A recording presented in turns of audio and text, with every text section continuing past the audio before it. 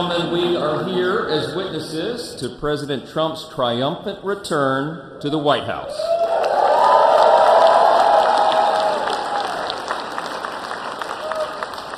Right now, already this morning, you can feel it around the country. We certainly felt it here in the city. America is coming together and roaring back again, and it begins today, as the president just told us. I know we'd all rather be gathered together on the National Mall with hundreds of thousands of our closest friends, but our disappointment is well overcome with our excitement for the future that we feel today. We have the chance to make the next 4 years the most consequential period in our nation's history. And as Speaker of the House, it is my great pleasure, my great honor, to introduce to you the man who will lead us to this new golden age, the decisive winner of the Electoral College and the popular vote, the 45th and the 47th, and the greatest president of our lifetimes, Donald J. Trump.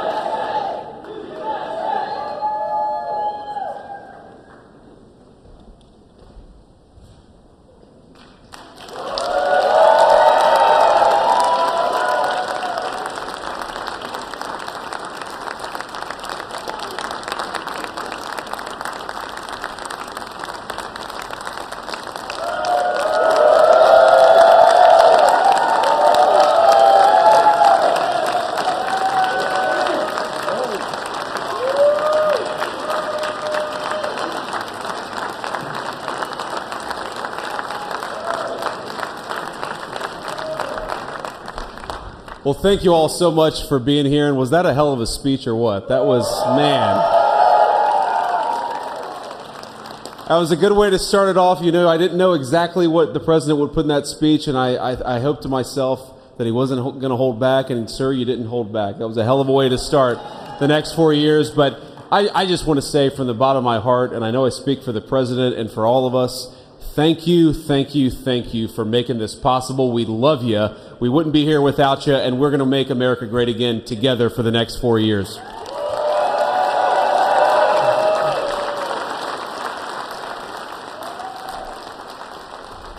And the last thing I'll say is, you know, having stood outside for about 5 minutes to wave goodbye to the Bidens, thank God we moved that thing indoors, because it was a beautiful ceremony and it was cold as hell outside. So, sir, the 45th and 47th President of the United States, Donald J. Trump.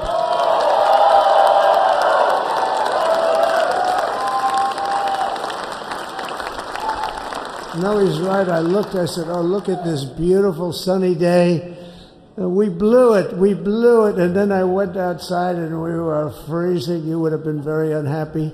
The sun was very deceptive, I will tell you. It is cold out. And I'm sort of saying, you know, that was so beautiful today. Maybe they should do it there every 4 years. Does that make sense? I don't know. Because, you know, the outdoor thing is really good, but it gets a little cold around this time of the year, as some people have noticed. And a lot of times they suffer through it. There was no suffering in that room. It was 72 degrees. It was perfect with the best acoustics I think I've ever heard in a room. This is not so bad either. But I just want to say, you're a younger, far more beautiful audience that I just spoke to. And I want to keep it off the record. I want to keep that off the record because I don't want to have all those big shots up there. I don't want to think you're more powerful than them, you look better than them, and I love you. No, we just had a great time. We just had a great day. This was amazing. You know, when you think we took a journey, I mentioned in the speech, a lot of people said that was not a journey that was possible, and it was indeed possible. I didn't really know too much about what they were saying when they said that, but a lot of people felt it. And we hooked up with JD very early. I watched JD over a period of time. I endorsed him in Ohio. He was a great senator, and very, very smart. The only one smarter than him was his wife. That was I would have chosen her, but somehow the line of succession didn't work that way, right? But now she's great and he's great. This is a great, beautiful couple, and unbelievable career. I just said to him, "You are very upwardly mobile," because he hasn't been doing it that long, but he picked it up so quickly. Remember, the first week was a little bit like the fake news was hitting him really hard. And I said, "Ooh, this may be tough," but after that, it was smooth sailing for him. He took on everybody. He took on the meanest. I don't want to use the word corrupt because we're into a new system, so let's wait till the corruption begins, because it will. But he took on some pretty mean people, and he handled it well. I want to also congratulate Mike Johnson for the job that he's doing.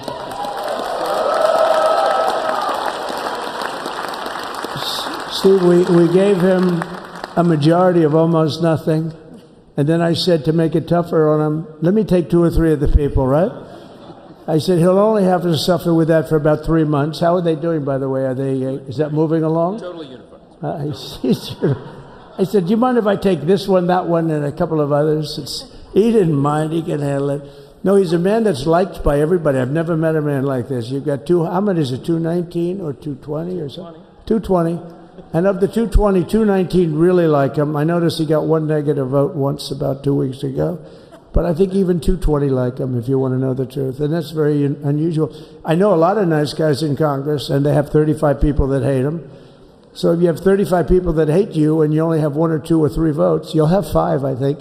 But that's going to be like, the good news is when we get to that 5 number, it's going to feel like a massive majority. You could be really nasty to a couple of them at least, So it's going to feel like hitting your head on the wall and stopping. It feels so good to stop, but he's done a fantastic job. And Steve Scalise he's our hero, because, I was with him. You talk about being shot. I was with him. He got some bad ones, and his incredible wife, and she really loves him. You never know about that. I've been with other people. They were doing poorly, and the wife is like looking at a watch. She can't get out of the hospital fast enough. How's he doing? Oh, I don't know. He's all right. That woman was a mess. She was crying and crying. No, they're going to take him. They're going to take him. I told Steve when he finally woke up, it was a while too. The doctor told me it was the most blood they've ever transfused in any patient. They've never done anything like it. And here he is, the picture of strength, right? And he's been a great friend of mine, right? With a family, because of a family.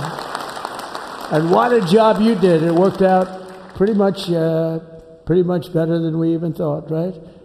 And I did have a couple of things, to say that were extremely controversial.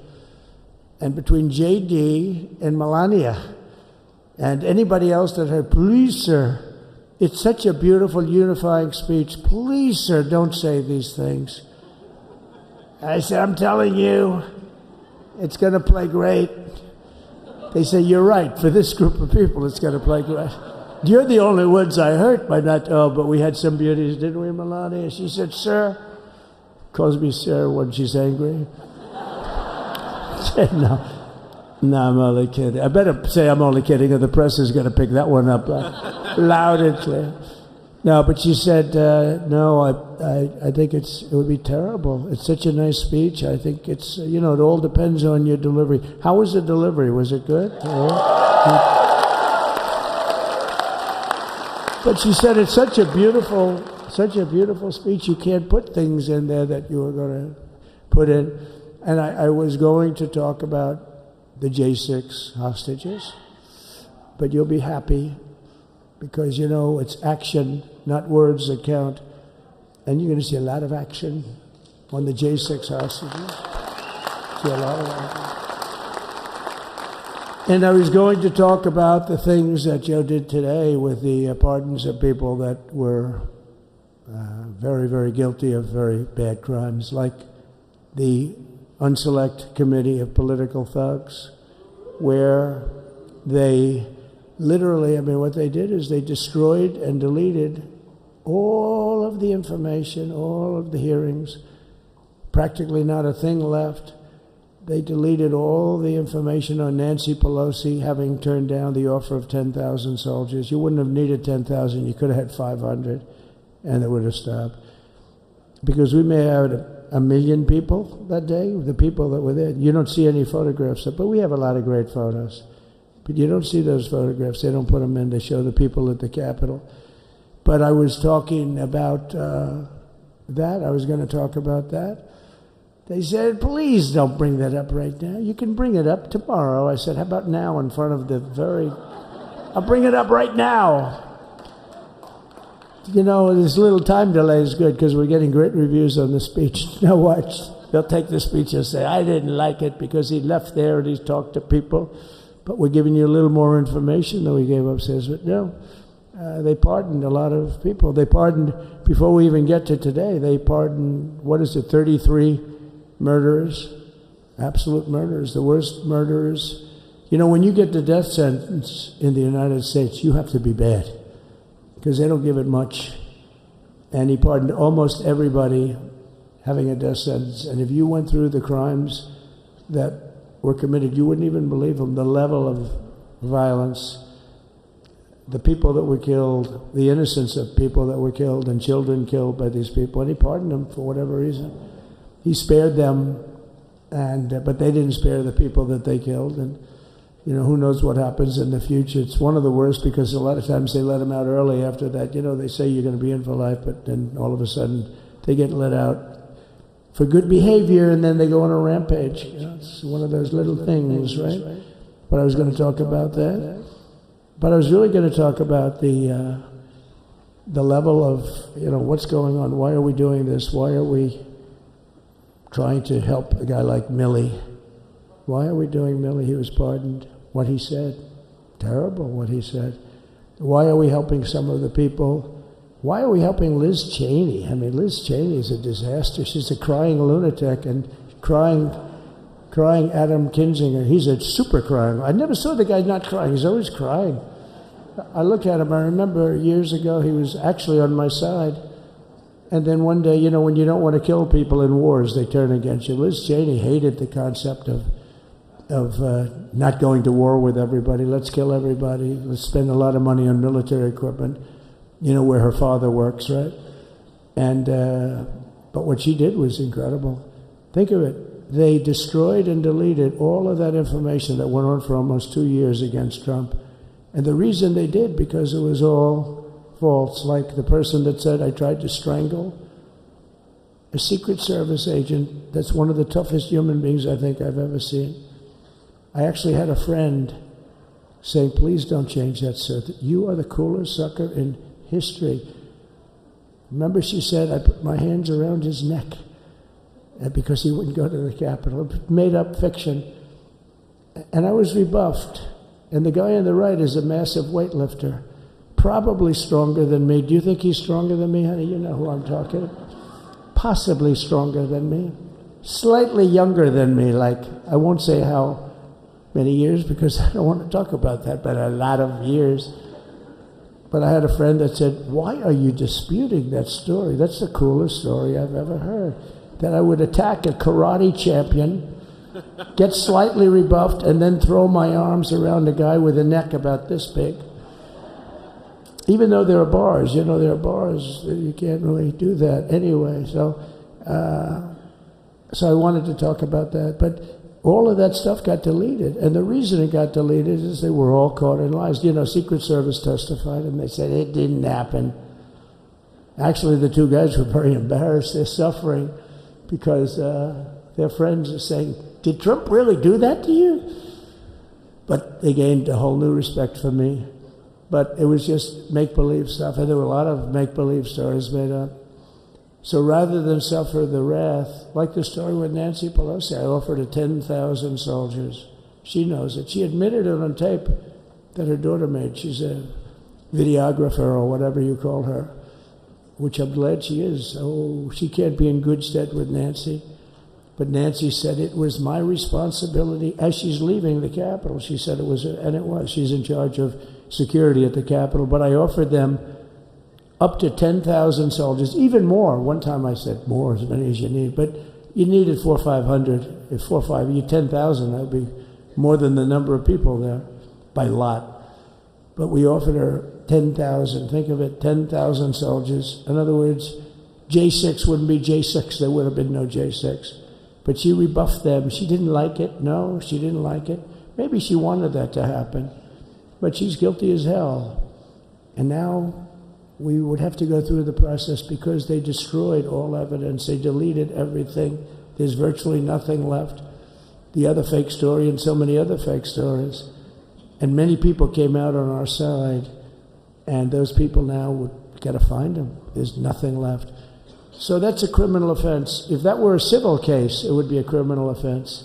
If that happened civilly where you did that, it would be a criminal offense. So I decided I'm not going to make this speech complicated. I'm going to make it beautiful. I'm going to make it a unifying speech. And then when they said we have a group of people that are serious Trump fans, I said, this is the time to tell those stories.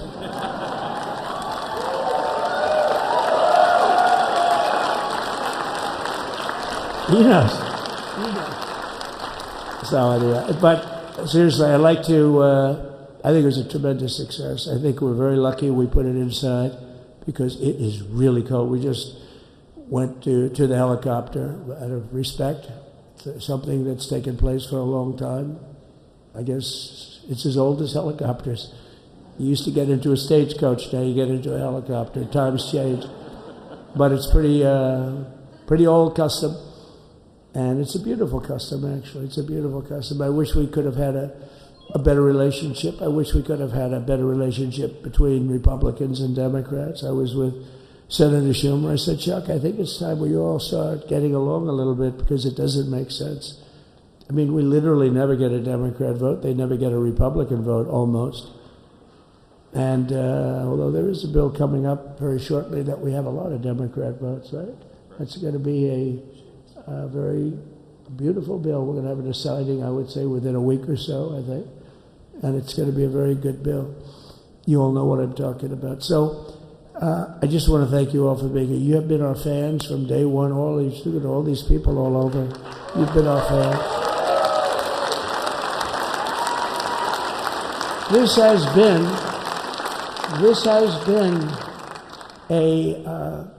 there's never been anything like it. There's never been anything like it. This has been a movement like no movement ever in history for probably any country, let alone this country. You know, if somebody's running for president, and if they go out and they announce they're going to Arizona, they're going to Nevada, they're going to someplace, if you have 200 or 300 people, that would be standard. Ronald Reagan would go out. I mean, outside of the last couple of days where people get a little excited, but even then you have a couple of thousand people. But if you're going to go someplace, any place, any one of the swing states, any one of the other states, I mean, how about the non-swing states? We won Alabama by 48 points. We won Tennessee by massive numbers. Wyoming, we won by numbers that are, nobody's ever seen numbers like that. And, you know, places like California, we did great, but when they send out like 38 million ballots, and nobody knows where the hell they're sending them, and then they come pouring back, the whole thing.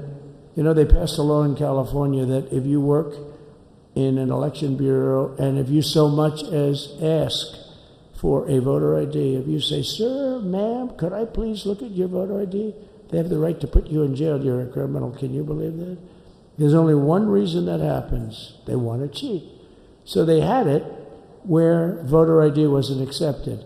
But now if you even ask for it, this is seriously a bill that was just signed, passed in their legislature, and it was signed. And I think when we get things cleaned up and we get back to a little bit of normalcy, I'm going to ask the Speaker to really get involved because I think we would have won the state of California because, if you look at my numbers with Hispanic, we're at 56%. And we won the Texas border that had never been won. As the governor said, he's doing a good job, the governor, by the way, of Texas. But as the governor said, it hasn't. Oh, did I get lucky? Did I get lucky? Supposing I said, he's not here, but the governor of Texas has done a terrible job. Wow, look at you. You mean we couldn't get you up in the front row? I tell you. Supposing I said, JD, the governor of Texas, he's not doing his job. You heard what I said. See, I didn't know you were there. I said he's doing a great job. He's doing a phenomenal job. But now you're going to have a partner that's going to work with you because you didn't have, not only didn't he have a partner, he had people selling the wall, right? We have a fence structure that we worked on, the governor worked on with me. And I didn't love it, to be honest with you. I wanted a nice precast concrete, 40, 50 feet high, like a beautiful, could have been a T-shape, Y-shape. I love construction. I wanted that sucker to go up maybe 50, 60 feet. It would have looked beautiful, a nice Y shape. And they said, the problem is, sir, they climbed that like a rabbit. I said, what do you mean? No way. And they brought some of these guys out. They climbed it like... And the other thing is you hit it with acid and the thing will disintegrate. They have things for concrete. So they needed very hardened steel, very special steel. And then they needed 7,000-pound concrete inside that steel, inside that steel. And then they have a rebar that's the toughest steel made. Very hard to cut. So this is why very little is cut. I mean, it's right. And then they put a anti-climb panel on top. I hated it. I said, it's so unattractive. And I said, why would that work? I don't believe it works. And I went to watch the Border Patrol, gave a display. We had actually two sets of climbers. The guys that climb up walls with drugs on their back, I mean, they got like 60, 70 pounds of drug, and they go as fast as you can walk. They go bip, bip, bip. Or we have Mount Everest type climbers. And honestly, the drug guys were much better. I couldn't believe it. The drug guys blew them away, right? But it's true, the anti-climb panel, they couldn't get around it. They just couldn't. You didn't have it. So sometimes you sacrifice beauty for efficiency. And we did. So we built this wall, and we built over 500 miles of wall. That's why we had such good numbers. The famous chart that came down, very thankfully, the chart that came down on my right, Governor, had I not looked over there, I'm not speaking right now. You might be speaking here. You want to know the truth? You, JD, you've got a lot of great people in this party, but I got very lucky, but we had the best numbers we've ever had. But I bought, what happens is when you fill it up, it's like water. You fill it up. Now we have 571 miles of wall. And they would always say, when we renovated a wall, so there'd be like a piece of plywood sitting there for 60 years, or a 2x4 sitting for 60 years on the ground and rotting. Because, and they'll say, you didn't build a new wall. Here we're building 50 feet up in the air, 30 feet sections, 50-foot sections, all steel, all concrete, all everything. And all, by the way, they don't even want me to say this, but what the hell, doesn't take that long time. They're all wired for all of the equipment. We put wires in everything so they can easily wire for all the different types of equipment. And if there's a doubt, we have to wire. Whenever we just look, you just find the wires all over the place up top, so we can just hook it up. We don't have to have wires on the outside, which wouldn't do too well, right? So anyway, we built an extra 200 miles of wall, and the governor wanted to buy it. He tried to buy it, and they wouldn't sell it to him. He wanted to put it up himself. Could have been done in 3 to 4 weeks, 200 more miles, because when you do it now, they just keep going further out, further out, further out, getting around. So we did an extra 200 miles, and it was all bought. And they announced that they're not going to put it up. And that's when I realized they wanted open borders, and that's when I realized that people are going to come pouring through the wall like nobody's ever seen before. But you've seen it. A lot of you are here because of that. I made it my number one issue. They all said inflation was the number one issue. I said I disagree. I think people coming into our country from prisons and from mental institutions is a bigger issue for the people that I know. And I made it my number one. I talked about inflation too, but how many times can you say that an apple has doubled in cost. I'd say it, and I'd hit it hard, but then I go back to the fact that we don't want criminals coming into our country. We don't want the jails of every country in the world virtually being deposited into the United States, and that man had to suffer with it, and he did an unbelievable job. I'll tell you, he was a very popular governor, but now he's like an unbeatable governor because of your border policies. He was fantastic, and he really was. Governor Abbott is he's a great man, great leader, and but it did make him very more. Did you do it? You didn't do that for politics. You did it because you wanted to do the right thing. But I'll tell you, it sure as hell worked for politics too. It's self-preservation. That's right. But yeah, because the people are demanding it. The people of Texas are demanding it. The people are demanding it all over. So anyway, so we built it, and they wouldn't let us use it. They wouldn't let the governor use it, and other governors, they wouldn't let him use it. But he was the leader of the pack and did a great job. And then we heard about a month ago that not only wouldn't they let us use it, they were selling it. They were going to sell it for 5 cents on the dollar. Now, 5 cents on the dollar then, but today it would cost more than twice as much to build because we bought it like 6 years ago. And it was just sitting on the ground, and that does not do well for the whole thing. But it was just sitting on the ground, and I heard about it, and I called the governor, and I called a lot of people, your attorney general. And here's the story. They were going to buy it, and these are great business people. They were going to buy it for 5 cents on the dollar or less. And they were calling us up, we'll sell it to you for 200 cents on the dollar. In other words, it will cost you twice as much, so it's 200 cents on the dollar. I said, can somebody explain that to a judge? I mean, how corrupt is that? You'd think they'd say, maybe we'll sell it to you for 20 cents, 30 cents, but not 200 cents.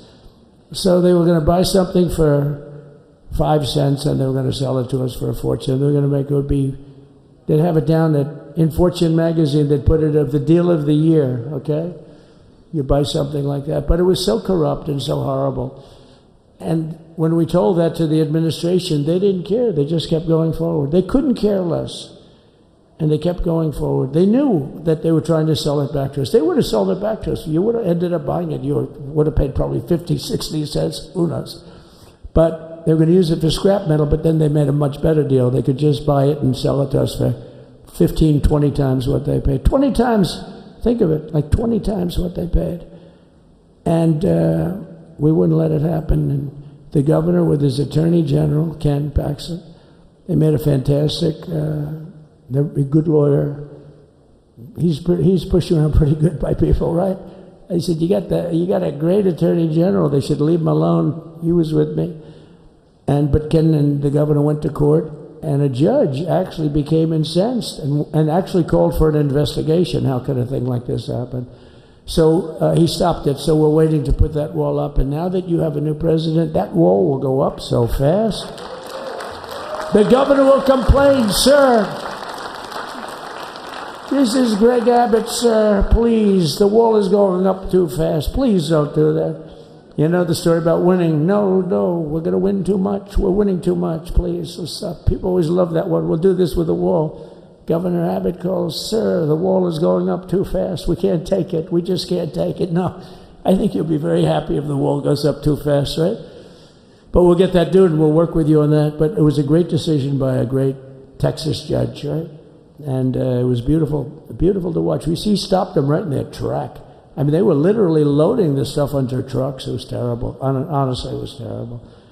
And he wouldn't take it. So I'm so glad I mentioned that they have a really good governor in Texas. And I swear, I didn't know he was here. I swear to you, it sounds like a setup. I didn't know you would end. Did I get lucky? I said the right thing. Because there have been moments when I wasn't so happy with him, you know? But not too many, I can tell you that. So anyway, it's good to see you too, Governor. Great. But I just want to thank everybody. You've been incredible. I recognize so many of you. It's so crazy.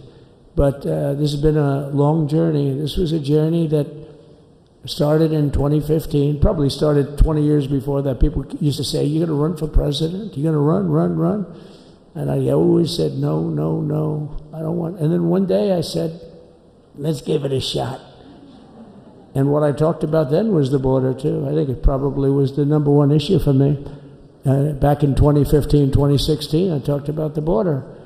And now I talked about the border, but this border is much worse. We fixed the border. It was totally fixed. There was nothing to talk about. 2020, by the way, that election was totally rigged, but that's okay.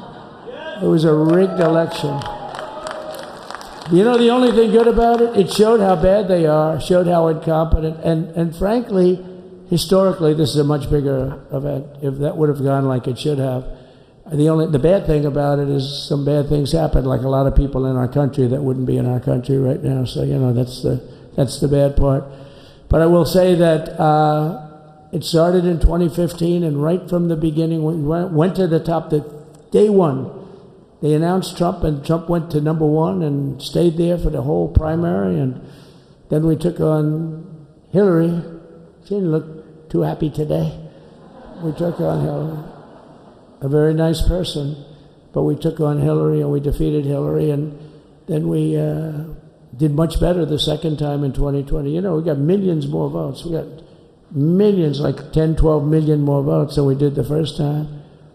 No president has ever gotten that many more votes. I got like 9 million more than anybody else had ever gotten, and they said we lost. And because of that, I said to Melania, what do you think? And she said, you want to do this again? And had we lost, and had I thought we lost, I wouldn't do it again, because that's like the ultimate poll, right? But I knew how well we did, and this time we made it too big to rig. It was so big. They tried like hell in the butt. They tried to do it, and around 9:02 they gave up. Last time they did bad things, at this time they just said, yes. You know, I don't know if you saw Mr. Speaker in Washington.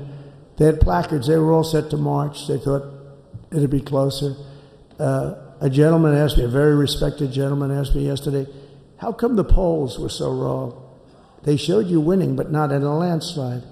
I said, because people that are true Trumpers are so angry at the whole polling system and at the writers, the fake news, that they don't want to talk to anybody. So when you call somebody from Trump, who are you voting for? They say, it's none of your business. I'm not telling you. And that was probably 40% of the people they called. So they would discard that one, and they didn't show that. And then when the election happened, you know, the vote came, and it was much different, much higher than, we're going to win, but they really thought, they couldn't believe the one man said, I mean, it was so much higher. We won all 7 swing states. We won the popular vote by millions of votes, which is hard for a Republican. I'll tell you who came through. The unions came through. The auto workers were great. The Teamsters were great. The firemen were great. I think almost every union was great. The only one that weren't great, although Sean was great, and the Teamsters, Sean O'Brien, the head of the Teamsters, was fantastic. But generally speaking, the head of the union was against Trump, but the union would be with us for like 85%. Look what we did with the auto workers in Michigan. Look what we did with the Teamsters. The Teamsters were unbelievable. They were a solid Democrat vote, and they voted for Trump. So we had a great experience. Now we have to go to work and get it done, because we have to do something that's going to be great. We're going to turn our country around, and we're going to turn it around fast. And I think this was a better speech than the one I made upstairs, okay? I think this was better, JD. I think this was much better, and I got to see my friend. So, Governor, take care of yourself. You call me, we'll start working. You know what that means with him? He's going to be calling me tomorrow morning at about 6. And I said, how about next week? You call me, and we're going to get it started real fast. We'll really help you a lot. You've done a fantastic job protecting something which it's not supposed to be for the states. And amazing job you've done. Thank you very much. And I want to thank everybody. And I have a First Lady who's been incredible. She's been incredible. I shouldn't say this. I'm going to get hell when I say this, but her feet are absolutely aching. You know, those heels. And we thought we were leaving. We were going home. Sir, would you be able to go down and say hello to some of your other fans that are here? I said, oh, I didn't know that. Wow. Did you get to see pretty clearly the picture, I hope? Good. That's good. But because you wouldn't want to make the same speech again, right? But she said, darling, I love you so much, but my feet are killing me. I said, honey, let me just see how far it is. I asked the person. Oh, not that long, maybe 400 or 500 yards. That's 5 football fields. I said, can you make it? She said, we're going to make it no matter what. We're going to make it because we have to go. Right? Right? And then we went out to the helicopter, though, just prior to this, and said goodbye. And it's a custom, and the wind is blowing like crazy. And with the hat that she's wearing, she almost blew away. We almost lost our... She was being elevated off the ground. She almost blew away. No. So we all appreciate it because you've been a great First Lady. A beautiful and a great First Lady. And they love our First Lady. You know, JD, whenever I make a speech, I see hundreds of times, we love our First Lady. We love, and they do, and they should. She's great. So I just want to thank you. Thank you very much. I just want to thank everybody. And I felt that, I said to JD, should we give him the A treatment, the B treatment, the C, the D, or the F? You know what the F is? Hello, everybody. Thank you for being here. Bye-bye. I gave you the A+ treatment. Thank you. Thank you all. Thank you, Governor. Thank you all very much. Appreciate it.